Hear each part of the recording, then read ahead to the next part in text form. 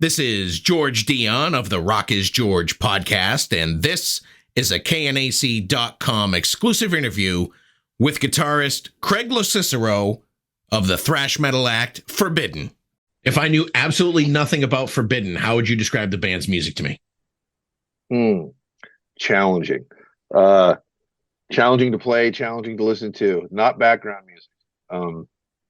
That's the thing that kind of separated us. I mean, not that anyone sets out to do background music, but it was never like the kind of mundane, typical anything.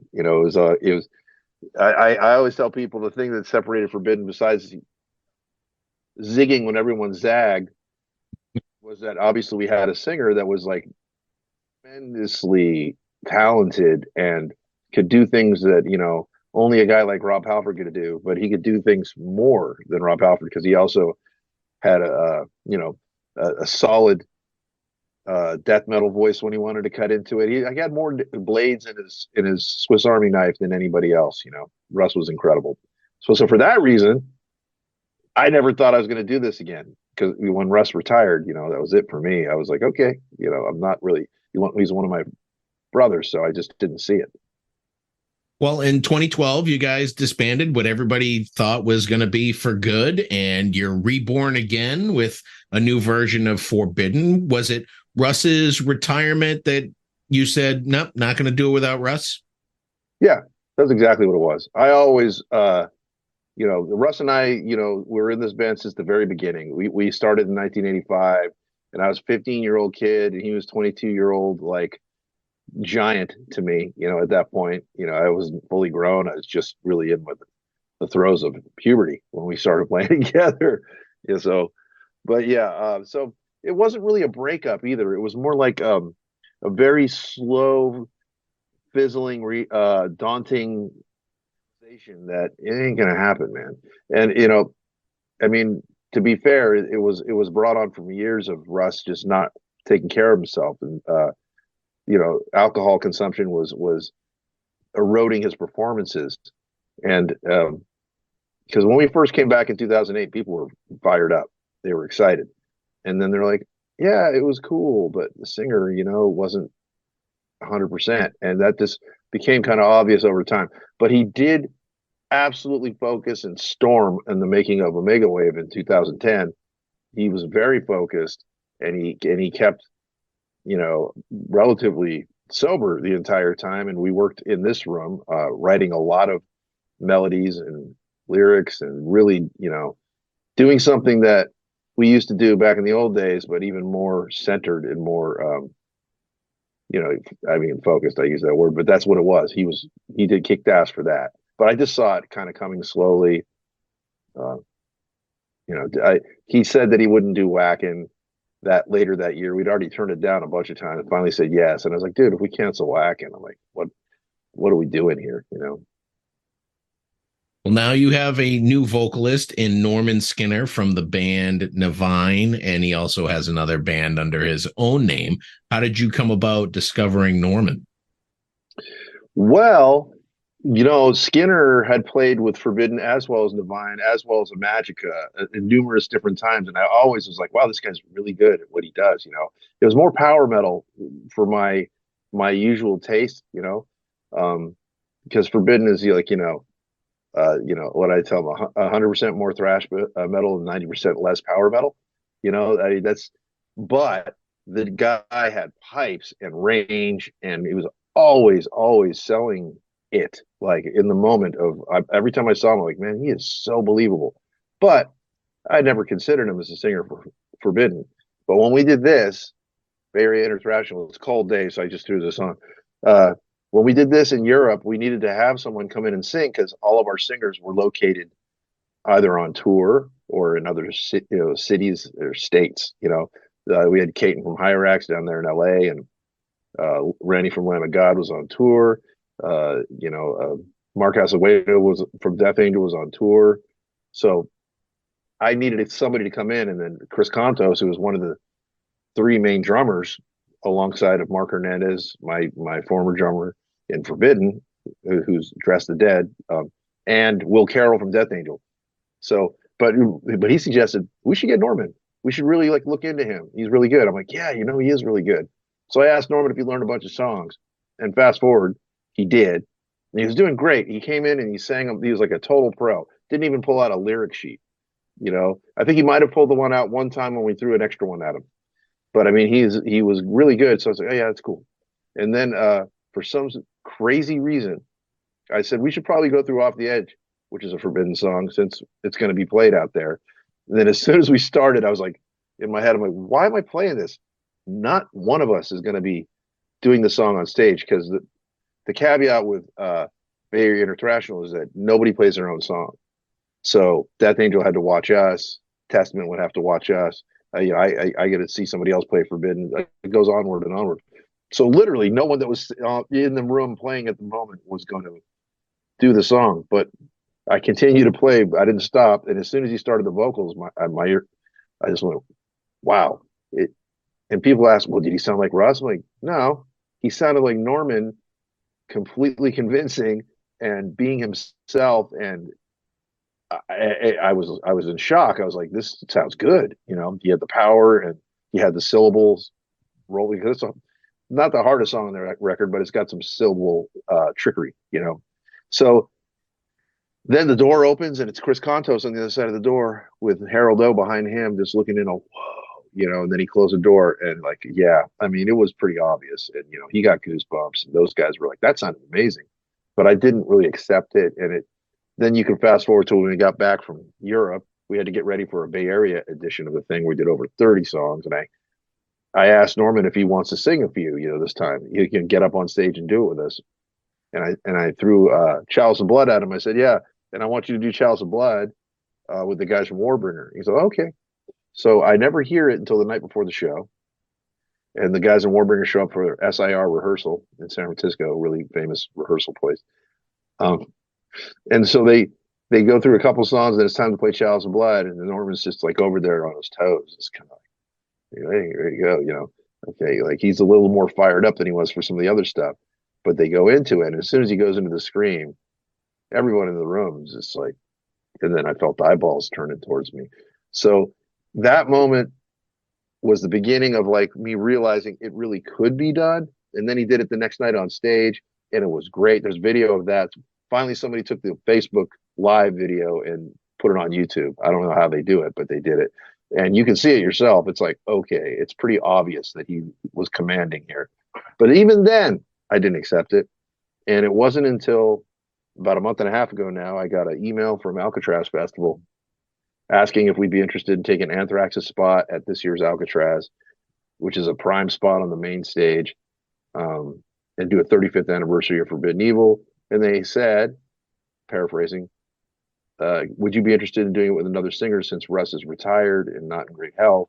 And would you also be interested in having Chris Kontos play drums, because it builds a great story, because, you know, his notoriety from doing Burn My Eyes in Europe is like legendary. You know, that album has a swing and a feel to it that is attributed to him, you know. So, but even then, that was the point I realized I have to do it. I called my manager. I'm like, dude, the universe is telling us we got to like look into this. I'm going to reach out to the other guys, but I don't know about Chris playing drums, because I already played with them with the Boneless Ones, and I love the guy so much, I didn't really want to push it. You know, I was like gonna like push our friendship, because Forbidden is a challenge. Not that he can't do the challenge, because he's a great drummer. He's as great as anyone I've ever played with. But I just didn't want to, like, at the moment, I was like, man, do I want to put him through boot camp? You know, because it's a boot camp for a drummer. And, you know, there's a long line of great ones and that played in the band. So I even reached out to him. I said, bro, I'm going to do this thing. You should know. Do you want to even try out for it? Or is it like pressing our friendship too much? And he actually gave me a list of drummers, same guys I was thinking of, down the line, you know. And he's like, no, you know, let's not challenge our friendship. So I talked to all the drummers. Everyone was interested in doing it. Some guys are out of town. Actually, everyone was out of town. No one could be here for as long as I wanted them to be here. You know, working on it for months. And I called Chris. I'm like, I can pull the trigger, or I can say it one more time. Would you rather be on stage doing this, or would you rather be watching it on YouTube? And he's all, let's do it. You know, so that's how that lineup came together. So this Alcatraz Festival appearance in August 11th through 13th. Are you guys going to do an in-person rehearsal? Or are you guys going to just meet up there and let it fly? Oh, no, no, no, no, no, no, no. There's no meeting up there and letting it fly with Forbidden songs there. That we're all here in the Bay Area, you know. That's the thing. We have all 5 members here. And, you know, Steve Smythe, when he was in the band previously, was living in London and would come and stay here with his mom's house. Now he's living in the Bay Area and, you know, taking care of his mom. He recently lost his wife to cancer, which was the saddest thing ever. So for him, it's a great thing to focus on and take his mind off all that and be creative. And the plan is to, I mean, you're probably going to ask this. The short-term plan is to just rehearse our butts off for this festival because it's a really big deal. I mean, it's, you know, everyone's going to have their phone out. It'll be all over YouTube. Like, you know, it's like you don't go out there and half-ass. So we really, Forbidden material is really hard to play. I cannot emphasize this enough. It's just, it's bombastic. The riffs are, there's a lot of pickup notes and things that people don't realize are there. If you want proof of this, just go watch anyone try to play a Forbidden song on YouTube. It's all wrong. But I will say that guys in Warbringer kicked ass, but even the guitar player had to call me and ask me some pointers, like, how do you actually do that? And it was all good, you know, and they're great players. They're fucking great players. Yeah, so that's the short-term plan is that, and then the long-term plan is to come home, start writing material. I'm going to start compiling riffs and lyrical ideas with things that, you know, I used to write most of the lyrics in Forbidden anyhow, so I get to do that again, and you know, that's going to be something. And then towards the end of the year, we should do something in the Bay Area that I can neither confirm or deny yet, and that's pretty much the plan for the year. Alcatraz Fest, it's gigantic. They got this huge stage. They probably got several stages. I've only seen the big main stage with the big castle behind them and everything like that. I would imagine that going on the bill with some of these guys like Powerwolf and MSG and Trivium and Metal Church, I would assume you're going to fanboy out just a little bit, right? Only for MSG. I don't fanboy out with my peers. My peers are my peers, you know. I mean, I know most of these guys. We are, you know, over the years we've known each other. I don't know the guys in Powerwolf, but you know, I know they're a cool power metal band. You know, I think Norman's going to really be stoked about that. He might trip out a little bit because he's being put in a position, you know, seeing this stuff firsthand, where he's like he deserves this moment. Norman, there's nobody that's worked harder for where he's even gotten than Norman. So this gig, you know, he did his work previously. He didn't have to try out. You know, I already knew. It's like Chris Kontos. Like, I already know. You know, sometimes you just don't need to try somebody out because you already know how they work. So, yeah, I mean, it's going to be great. You know, the next day is a really big one too. You know, like all our friends at Biohazard and Sepultura, and you know, it's a big one. You know, Dress the Dead played Alcatraz last year, my other band, and we played on the main stage. But we were like the second on the main stage that day, and it was amazing. But it was like only a few thousand people there at that point. By about 2 in the afternoon, 3 in the afternoon, it was like, whoa, okay. And I had no idea Forbidden was going to be playing. I had no inkling or desire or anything. Certainly being there with your other band kind of got your foot in the door per se, that they know you, they know of you. Oh, they know. Yeah, there's not anywhere in Europe that, you know, Forbidden carries a little bit of culty weight, you know. And so, you know, I played the old Alcatraz Festival with Forbidden. They knew that Dress the Dead was going to be playing the Dynamo Festival, and they knew Bay Area International was going to be playing the Dynamo Festival. So they invited us to you know, be a part of Alcatraz and come out a week early, and it was really great timing. And you know, ironically, this year, my other band, the Boneless Ones, with Chris, we got invited to play Dynamo way before this ever came up with Alcatraz. So we'll already have been there, and we'll be there for a week. And it's just like perfect serendipity there. It just works out wonderfully. You said you're going to be honoring the 35th anniversary of Forbidden Evil. Is that going to be your primary set, front, top to bottom on the album, or are you going to throw in some other songs? We'll throw in some. I would say that's going to be the meat and the sandwich, and then we'll have a couple slices of bread on the top and the bottom. And we might do it in order. We might not do it in order. You know, sometimes that works out. Sometimes it feels weird. you know, sometimes you got to design a set live a little bit differently, but we'll be playing every song off Forbidden Evil. That's going to be the focal point. Let's hit the time machine and go back to the time of Forbidden Evil. It was 1988. You guys just signed to Combat Records. What was that like, being a young guy hitting Combat, which was kind of the thrash label at the time? Yeah, there was a few, and they all were interested in signing the band. And, you know, Debbie Abano kind of orchestrated all that for us as our manager. You know, and she, you know, to her credit, and we love Debbie, she really didn't think any of this stuff was going to last back then. She's all, these kids are just having fun. It doesn't really matter. You know, little did she know how much staying power. You know, it was great to reconnect with her towards the end of her life. I saw her a whole lot, and I appreciate the hell out of her, man. She was amazing.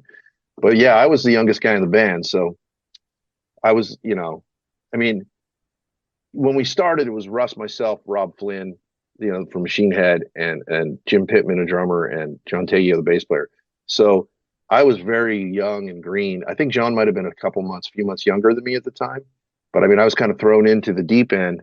And then when Rob joined Violence, I was definitely thrown in the deep end, because then all of a sudden I had to become the primary songwriter, you know, and at 16 years old, you're like, holy shit. So when we got signed, by that time, I mean, honestly, I mean, you know, other people will say or agree or disagree, but I was not mature nor mentally capable to handle all this stuff thrown at me. And I really feel like, you know, like what a snot-nosed kid to be thrown into this situation. It took me years to kind of like, because my college was going straight from high school to making a record to being on world tour, and that'll maybe some kids will deal with it really well, but this kid was like, what the fuck, you know? I just, it took me years to kind of grow up in my 20s, you know, after all that crazy shit happened. Well, in addition to the Combat deal, you're out there with other thrash heavyweights, Exodus, Death Angel, and Testament, doing those world tours. So I'd imagine that would be like, that would be taking life by the horns, but also, you know, getting the horns in the rear at the same time. Yeah, no, both, totally. Our first tour we did was in Europe with Sacred Reich. We did about 2 months, which you don't do anymore, living on a bus together. Then we come, Paul breaks his hand at the end of that tour. Then we come back to, finishes it. We come back to America, immediately tour with Exodus on their Headbangers Ball, right after the Headbangers Ball tour. And Paul's got a broken arm there, you know, playing the beginning of that tour, gets his cast off, I believe, during the tour, or maybe right after. And then we jump on another U.S. tour with Sacred Reich. So it was another almost 2 months. So it was like bang, bang, bang, bang, bang. Then they're like, go in the studio, write a record right now. You know, so we had 4 months to write Twisted into Form. Luckily, we had a couple songs pretty much done in Step by Step and Off the Edge. But it was all just a whirlwind, man. You know, that whole first run, that first cycle is such an experience that you're, you know, not ready for. This is in the heyday of live shows, and, you know, people actually going everywhere and buying your CD or your cassette. You know, that's what there was. There was some vinyl, but mostly CD and cassette. So it was a different time, and it was just like, wow, you know, it was kind of almost hard to get your bearings. Why did you guys end up dropping the evil off your name? Because we wanted to be more universal. It was pretty simple to us. You know, it was like we had ambitions to, you know, while everyone had ambitions, our ambitions were to eventually move our way into being an arena band, which, you know, didn't happen. But that had less to do with us than it had to do with the entire industry changing very quickly, you know, because we were on our way, just like Death Angel, like, because the next touring cycle was 2 tours, Europe and the United States with Death Angel, another 2 month break.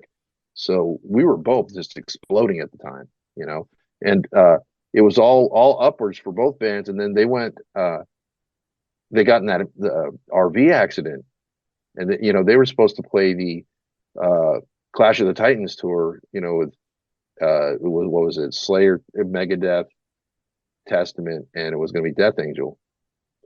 And it didn't happen. Or was it Anthrax in the United States, I think. But it didn't happen because they got in that accident. So that's when Alice in Chains came aboard.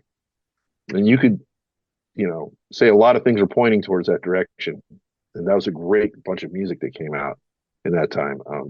Soundgarden and Alice in Chains, and eventually Nirvana kind of wiped us all off the map, unbeknownst to them. Not that they were trying to, but it just ears just turned. So with the 35th anniversary of Forbidden Evil, you're going to do the Alcatraz Fest to kind of honor that. Is there anything you're going to be doing with the album itself? I mean, I would imagine that if you had a contract in the 80s, it might be tough for you to get your hands on the music and do something with it, but enough times passed, it could possibly be back to you. Well, ironically, at the end of this year, will be the 35th year, and that since it's happened and our contract releases us.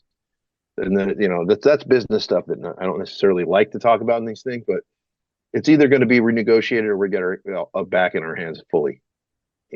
What I am hearing is that Sony's trying to renegotiate with everybody because they don't want to give it up, because it's a slow cash cow that keeps on giving for them. All these new generations of thrash bands fans keep buying stuff from that era because, it's actually better than the new stuff because it's real. And, just the approach of making records was so different back then that I believe that's why the kids like that era more than anything, is because when they hear it, they're hearing a band playing as opposed to a band playing and being, what do they call that? Well, being fixed, essentially, quantized, because everything's so quantized now that wow, they're incredibly tight. Are they? Like, I just don't know. Some bands are, some bands aren't. Absolutely. So shortly after Forbidden disbanded in 2012, you were recruited for Geoff Tate's first album outside of QUEESRYCHE. It was Frequency Unknown in 2013. I know this album was mixed 18 times, 25 times, 37 times. I don't know. Did you make it on the final product? Oh, yeah. I'm all over that record. If you want to go down this rabbit hole, I mean, my friend Jason Slater reached out to me and he said that Geoff Tate wanted to write a heavy QUEESRYCHE record, which I thought was like the craziest thing I'd ever heard. Like, why? Heavy QUEESRYCHE is like the warning to me. Like, does he want to do that? He's like, no, he wants it like more modern. I'm like, well, that's not QUEESRYCHE. So I went into the thing immediately going, yeah, dude, I don't see it. Like, how does this? Can I bring another guitar player aboard? No, there's no money for that. Like, So I went into the studio with Jason with this gun at both of our heads that Geoff needed to hurry up and make a record as fast as possible. He had a contract that he'd signed with Cleopatra and they were fighting for the name, but fighting every day, not fighting, but just like suggesting, maybe you should just call this a Geoff Tate solo record because that's what it is. I was telling him, like, I would like to bring another guitar player in, possibly Tim Calvert, who was an even bigger QUEESRYCHE fan than myself, but he was already flying commercially and stuff. But so it was a weird time because I'd be listening to demos that basically Jason wrote. Most of those songs, Jason Slater had them as part of the demos that he'd made over the years. And then I'd listen, and then he'd be all, can you learn that? And I'd learn it. Then I'd make up a new way to play it. And once I had it down, he's like, let's record it. And it's like, do it again. And that was the whole process. And I was like, man, can't I live with this for a few weeks? There was no damn time. So fast forward to it's all over. The record, he wasn't sure what he was going to do for solos. And then came in, I'm going to have all guests. I'm like, okay, that's less work for me. But I'm like, that just sounds really disjointed, and you can't really tell the guy what to do. But I will tell you this, every day he was there, he was super friendly and nice. And he got a little scared of me at times because I'd be annoyed because I'd be under this weird pressure, he's like, oh, I'd be like, dude, like, look what you've got me doing here. I'm under a heat lamp, dude. I'm like, this is just the weirdest process. I've never made a record like this. So, but he wakes up every morning and has a melody, and it's always a good melody. He's a great melodic writer. I think where he might have problems in is like actual songwriting and lyrics, melodies. Every time he sang something, I was like, that's memorable. It's really good. I like it, But when it was all done, and they had mixed it so many times over. See, they told Jason to mix it. You mix it, and he was trying to mix it like under the gun in a non-automated studio, old school, like hands all over the. And he's like, this is never going to be sounding right the way they want me to do this. There's no budget, to do anything else. So then they started that whole remixing process. But later on, since Jason has passed away, rest in peace, Jason. Geoff has come back and said it was Jason's fault the way Jason did it. I'm like, bro, no. Jason was working under the parameters that Mr. Tate and his wife, the manager, had set for them. Jason didn't want to do it that way. I didn't want to do it that way. At the end of the day, I think it sounds okay, like a cool collection of what could be great songs that are pretty much demoed, in my opinion. That's like the demo process for me. It wasn't the album recording process. Well, it's an interesting tale, and obviously there's mixed views on how the album's final product was, and I appreciate you talking about it. Those are all the questions I have for you today. The Forbidden is back, and they're getting ready to play Alcatraz Festival's 15th anniversary in August, from August 11th to August 13th, and I'm sure everybody's looking forward to that performance and any new music that comes after that. There'll be new music. Just it's not going to be in a hurry. You want it good, right, people? You don't want it hurried. So, I'm looking at the end of 2024, early 2025 is the release for the next Forbidden record. So you promise you won't Geoff Tate it. You're going to take your time. Yeah, that's a term that was used quite a bit. And I got to say, I'm not here to diss Geoff Tate, but if you talk about my friend after he passed away and try to blame it on pass the buck, I'm going to call bullshit. And that's the one thing I will say. Like, come on, bro. You know what was going on. All right, man. Craig, I wish you the best of luck with everything. I can't make it to Belgium, but I'm sure you'll end up on the East Coast at some point in the next couple of years. Thank you very much. And I'll see you out there on the road sometime.